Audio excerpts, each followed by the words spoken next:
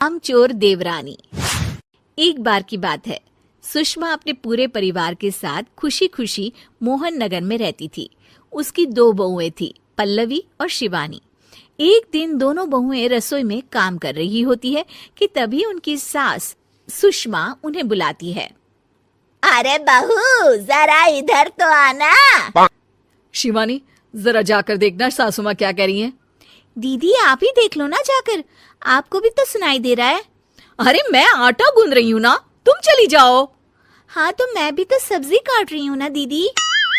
अरे बहू जल्दी आओ। वो ये तो जाएगी नहीं, मैं ही जाकर देखती हूँ कि क्या करना है। पल्लवी सुषमा के कमरे में जाती है। जी मम्मी जी, क्या हुआ?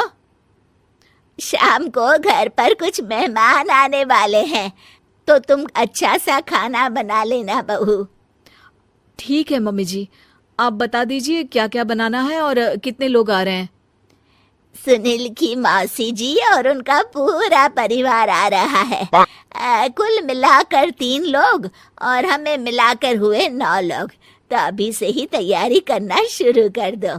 और हाँ, घर की सफाई भी कर देना, हाँ अच्छे से। जी मम्मी जी, सब काम हो जाएगा, आप चिंता मत कीजिए। पल्लवी शिवानी को घर में मेहमान आने वाले हैं इसके बारे में बताती है।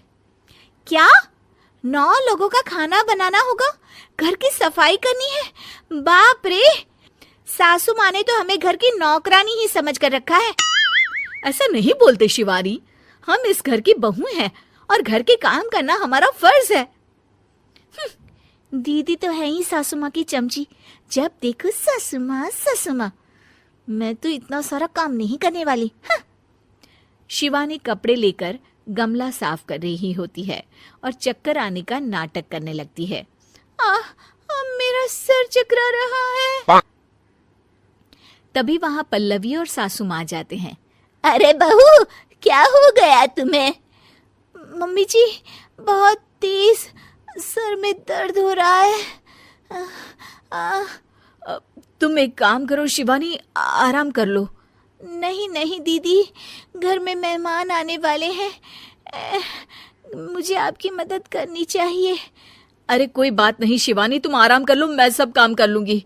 ठीक है दीदी। शिवानी आराम से अपने कमरे में मैगजीन पढ़ रही होती है। इसे कहते हैं आराम की जिंदगी। इतना सारा काम। चलो सारा काम खत्म हो गया, शिवानी को देख आती हूँ। शिवानी अपने कमरे में ईयरफोन में गाने सुनते सुनते सो जाती है और उसके साइड में मैगजीन भी रखी होती है। पल्लवी वहां आ जाती है और वो सब देखती है। ओहो, तो मतलब सब काम चोरी का बहाना था। अभी बताती हूँ इसको। घर का सारा काम मुझे करना पड़ा और ये महारानी यहाँ मैगजीन पढ़ रही है, गाने सुन रही है। पल्लवी रसोई से एक प्लेट और चम्मच लेकर आती है और शिवानी को थाली बजाकर उठाने लगती है। शिवानी अचानक से उठती है। उठ गई महारानी, गाने भी सुन लिए, मैगजीन भी पढ़ ली। तुम तो बहुत बड़ी झूठी निकली शिवानी। तुमने सर दर्द का बहाना बनाया ताकि काम करने से बच सको। हाँ बनाया बहाना, तो क्या करती, इतने सारे काम करती। मुझे कोई शौक नहीं है चापलूसी का। क्या चापलूसी? तुम्हें लगता है कि मैं सारे काम चापलूसी के लिए कर रही हूँ? और नहीं तो क्या। तभी वहां सासू माँ आ जाती हैं। अरे बहू, वो लोग बस आने ही वाले हैं, तुम तैयारियां कर लो। जी सासू माँ, तुझे तो मैं बाद में देखती हूँ। सब खाना खाने बैठते हैं और खाना शुरू करते हैं। तभी सुनील की मौसी बोलती है। वाह भाई वाह, खाना तो बहुत ही अच्छा बना है सुषमा जी, एक एक चीज में क्या स्वाद है। ये सुनकर शिवानी मुंह बना लेती है। उसे अपनी जेठानी की इतनी तारीफ रास नहीं आती। आपकी बहुएं तो बहुत ही अच्छा खाना बनाती हैं।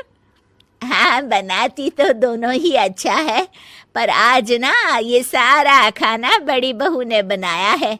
छोटी बहू की तबीयत ठीक नहीं थी, सो इसलिए। मानना पड़ेगा सुषमा जी, आपकी बड़ी बहू तो बहुत ही गुणवान है। पल्लवी की तारीफ सुनकर शिवानी को जलन होती है।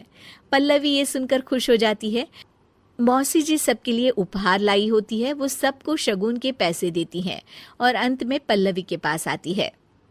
तुम्हारे लिए शगुन का लिफाफा तो है ही, पर बहू तुम्हें एक और उपहार भी मिलेगा इतना अच्छा खाना बनाने के लिए। मौसी अपने सोने के कंगन निकालकर पल्लवी को पहना देती है। ये लो, ये मेरे मनपसंद कंगन है, अब से ये तुम्हारे हुए। धन्यवाद मौसी जी।